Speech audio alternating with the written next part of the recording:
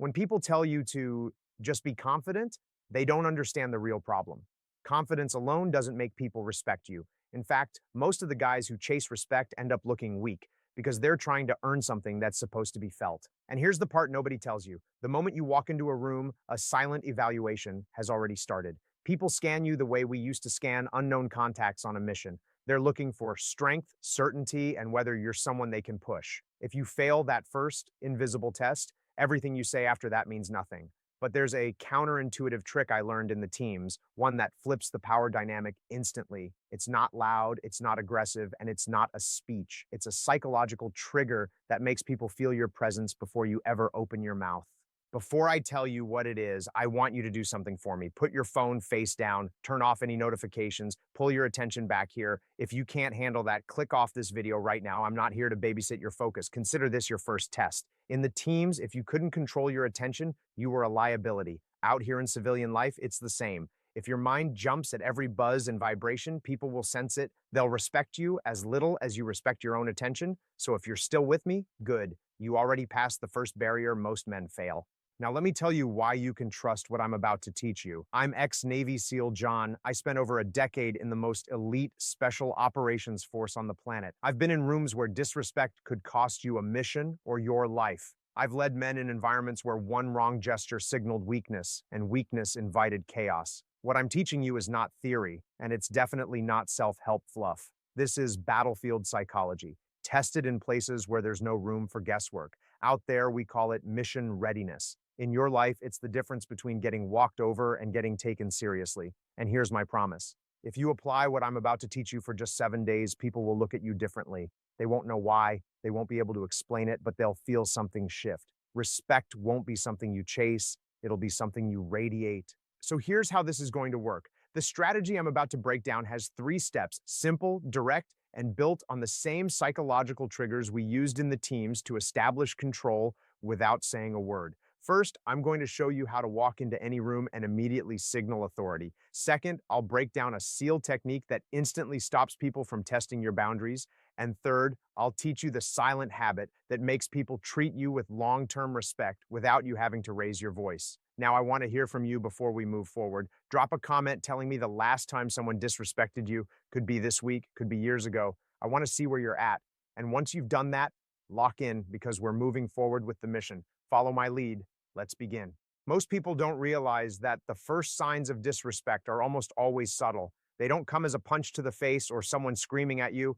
They come as small tests, tiny shifts in tone, little challenges, slight interruptions. And if you miss them, you fail the entire interaction without even knowing it. I learned this the hard way during SEAL training, long before I ever stepped into a combat zone. The teams don't test you with big dramatic moments at first. They test you in the cracks, in the quiet places, in the spaces where you think no one's paying attention, and civilians do the exact same thing. Every room you walk into is running an evaluation. People are scanning you just like predators scan a herd. They're looking to see who stands firm, who folds, and who they can walk over. I remember one moment during Bud S that burned itself into my memory. It wasn't a physically demanding drill. It wasn't Hell Week. It wasn't even one of the brutal surf torture sessions. It was something much smaller, but far more telling. We were on the grinder doing basic exercises, push-ups, sit-ups, nothing special. Everyone was exhausted, sand stuck to our faces, sweat stinging our eyes, and there was a guy in my boat crew who kept nudging me with his shoulder, inching in closer, subtly crowding my space. At first, I thought it was just an accident. You're tired, you get sloppy, bodies drift. But after the third, the fourth, the fifth time, I realized exactly what he was doing. He wasn't clumsy, he was testing me. In the teams, a man doesn't have to say a word to challenge you. He tests your boundaries by seeing whether you'll give up space without protest, whether you'll let a small disrespect slide because you're too tired to deal with it, whether you'll shrink just a little bit. That's all it takes. A fraction of an inch, a moment of hesitation, a breath of doubt, and it tells him everything he needs to know about you. He wasn't trying to knock me down. He just wanted to see if I'd move. And here's the part that applies to your life. Civilians run those same tests every single day, except they do it socially. Someone interrupts you while you're talking. Someone laughs when you give your opinion, even if it's subtle. Someone raises an eyebrow as if you just said something stupid. Someone forgets to include you. Someone stands a little too close. Someone speaks over you. These are not accidents. These are signals. These are the first probes to see what kind of man is standing in front of them. When I realized what that guy in my boat crew was doing, I didn't shove him, I didn't yell, I didn't threaten him. That's what weak men do when they're desperate to prove they're strong. Instead, I held my position. I kept my line. Every time he invaded my space, I would reclaim it, not aggressively, but deliberately, calm, controlled, unmoving. And eventually he stopped. He didn't say anything. He didn't apologize, but his eyes told the story. He knew I wasn't the one he could push. And this is what I want you to understand. Respect isn't about dominating people. It's about making sure they know you won't shrink. People challenge you because they're trying to figure out your internal structure. They want to know whether you're solid or hollow. The way you respond to these first signs of threat determines the entire direction of the relationship. Miss these signals, and you'll be fighting from the bottom forever. Catch them early, and you control the outcome before it even begins. Every interaction starts with a test. Whether you pass or fail happens in seconds. And right now, you're about to learn exactly how to respond when the next test comes. There's a moment in every man's life when the threat stops hiding. It stops being subtle. It stops being polite. It steps right into the open and dares you to break. Mine came during a cold morning in first phase, long before I ever earned the trident, long before I had any right to call myself a SEAL. We were lined up on the grinder as the instructors circled us like sharks. Sand stuck to my uniform, my hands were shaking from exhaustion, and the air smelled like sweat and salt water. That's when my superior officer walked straight toward me with that deliberate, predatory calm that only seasoned operators have. He didn't raise his voice. He didn't bark orders. Instead, he stopped right in front of me, stared directly into my eyes, and said loud enough for everyone to hear, "John, you look like you're about to quit. Maybe you should just save us all the trouble." Then he smirked, turned to the rest of the class, and added, "There's always one who folds early." Every head turned, every pair of eyes locked onto me. This wasn't a correction, it wasn't feedback. This was an intentional humiliation, public, sharp, controlled, and it worked. My throat tightened, my chest felt hollow. For a split second, I could feel the urge to explain myself, to defend myself, to prove I wasn't weak.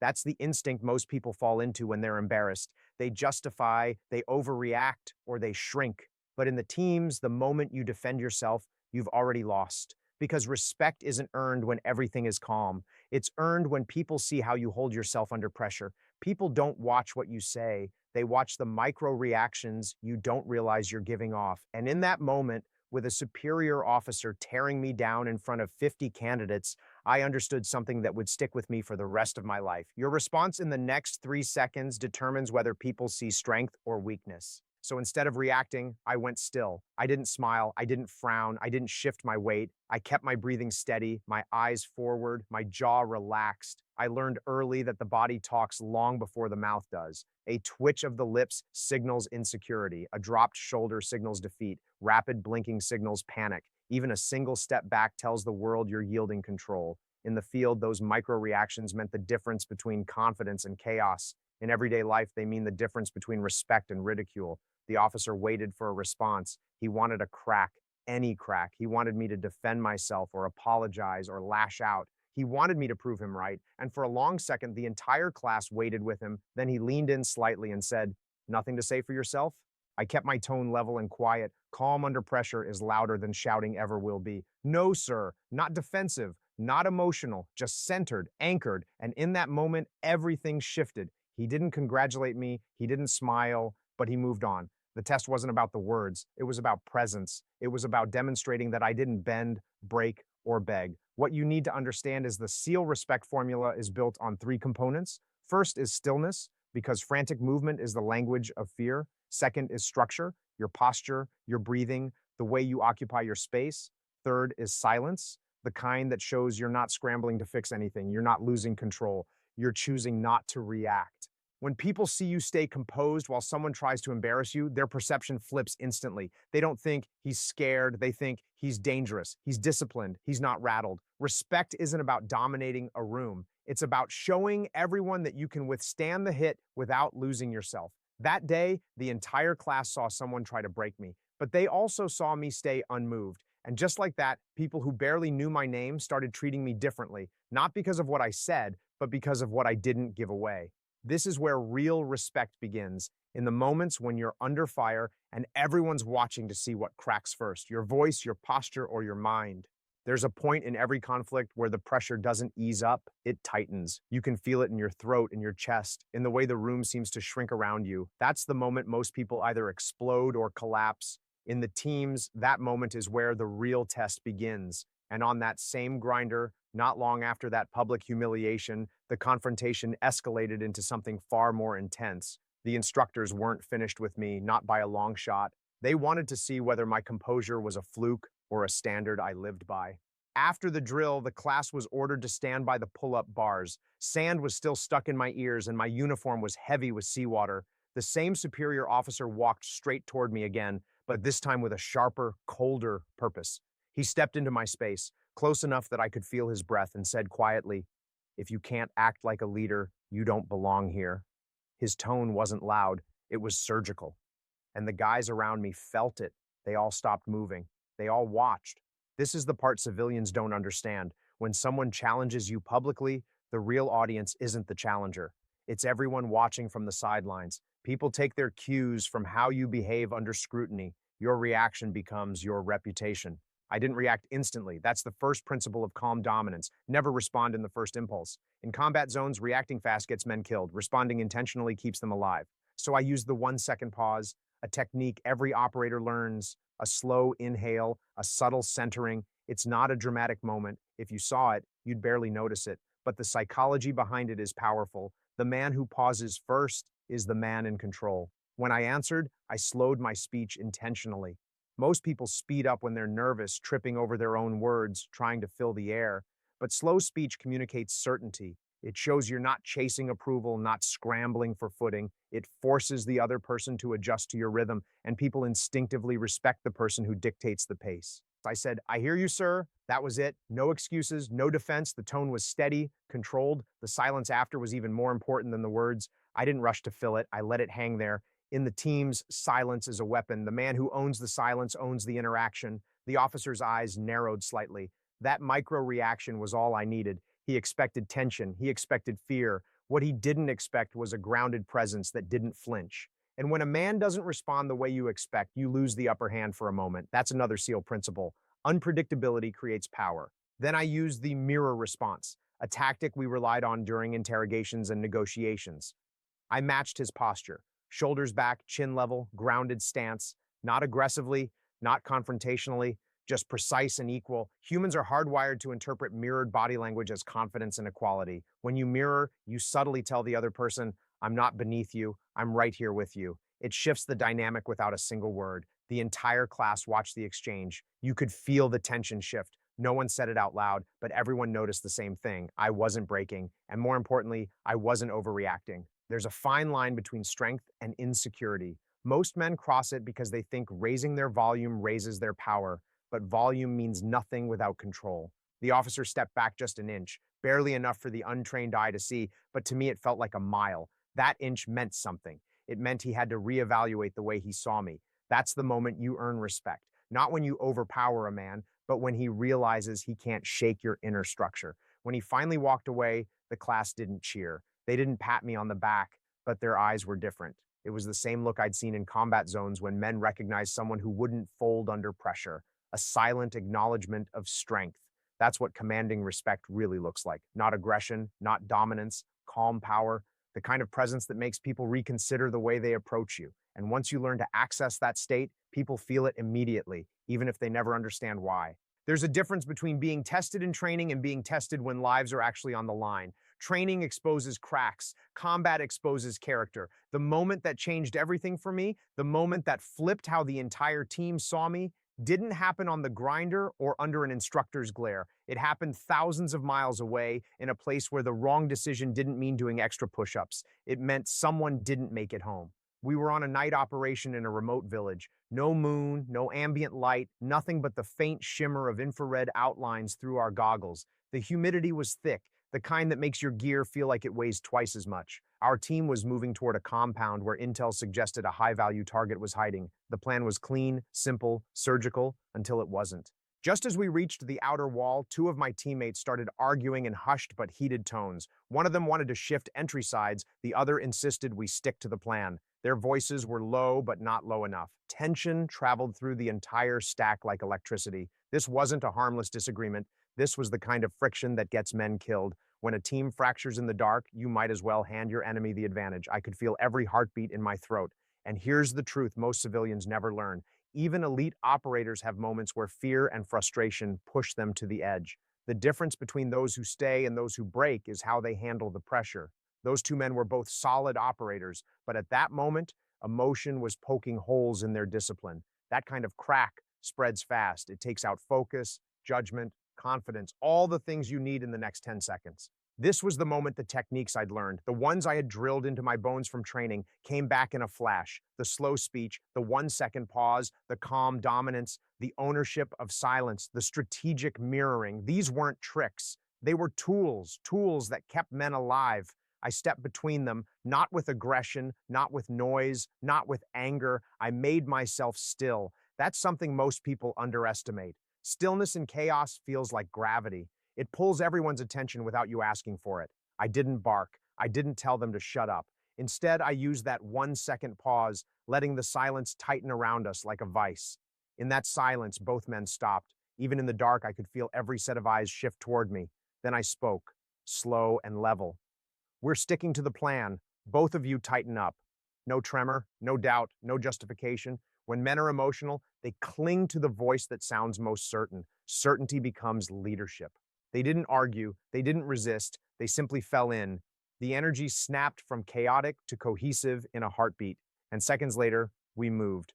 We entered the compound exactly as planned. The target was there, the room cleared cleanly, no injuries, no chaos, no noise, mission complete. But the real shift happened after we exfiltrated back to base. In the quiet of the safe house, those two guys came up to me separately, not with apologies. Operators rarely apologize outright, but with a different look in their eyes, a look that said, "You didn't flinch, you didn't fold, you kept the team together." And from that moment forward, the team treated me differently. When pressure hit, their eyes came to me first. Not because I was the loudest, not because I was trying to be in charge, because I had proven in the most volatile moment possible that I could hold the line. Respect isn't earned by speeches. It's earned in the seconds where you choose calm over chaos, clarity over pride, discipline over emotion. One moment of controlled courage can rewrite the way people see you forever. And that night, in that village, mine did. Back in the present, when I look at my life now, far from the dust, noise, and chaos of the battlefield, I can still feel the echo of those moments, the tests, the confrontations, the split-second decisions that shaped the man I became. What surprises most people is that the lessons that earned me respect in the teams are the same lessons that earn me respect in everyday life. The environments couldn't be more different, but human nature doesn't change. Whether you're in a boardroom, a family dinner, or a combat zone, people are watching for the same signals: your consistency, your standards, your ability to hold your ground without losing your center. People ask me all the time, "John, how do I make people respect me?"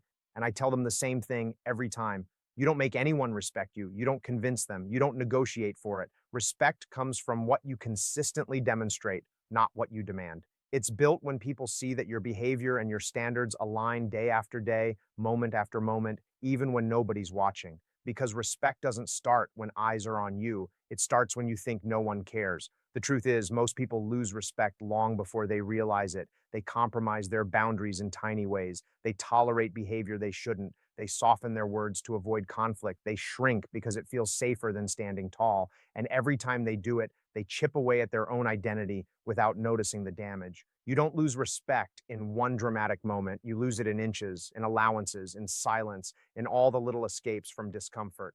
That's why I live by a principle that became a lifeline for me during my years as a SEAL. People don't respect what you say, they respect what you tolerate. You can tell someone you value honesty, but if you let them lie to you, your words mean nothing. You can tell people you're disciplined, but if you fold the moment things get hard, they see right through you. You can say you have standards, but if you let people cross your boundaries to keep the peace, they learn one thing about you: peace matters more to you than self respect. When you stop tolerating disrespect, everything changes, not because people suddenly become better, but because you become someone they can't easily manipulate or dismiss. You become the person who doesn't need to raise his voice, doesn't need to argue, doesn't need to justify himself. Calm power is the strongest language a man can speak. Silence, stillness, and consistency, they do the heavy lifting. I carry that into every room I walk into now. My voice doesn't waver, my posture doesn't collapse, my decisions don't drift with the wind. And people notice it, even if they can't articulate what they're feeling. They feel the weight of someone who lives by his own code, a code shaped by struggle, sharpened by conflict, and maintained through discipline. If you want to be respected, you have to build yourself into someone who expects respect, not from arrogance, but from self-trust. When you know who you are, when your standards are clear, when your boundaries are unbreakable, the world responds differently to you. It's not magic, it's not luck, it's structure, it's identity. And here's the part I haven't revealed yet. Everything I've told you up to this point, the composure, the silence, the posture, the presence, is only the surface layer. In the teams, we used something deeper, something most people have never heard of. A psychological principle so effective that it shapes the outcome of almost every high-pressure interaction we face. I'll break that down in the next video. And when you hear it, you'll understand why respect isn't just earned, it's engineered.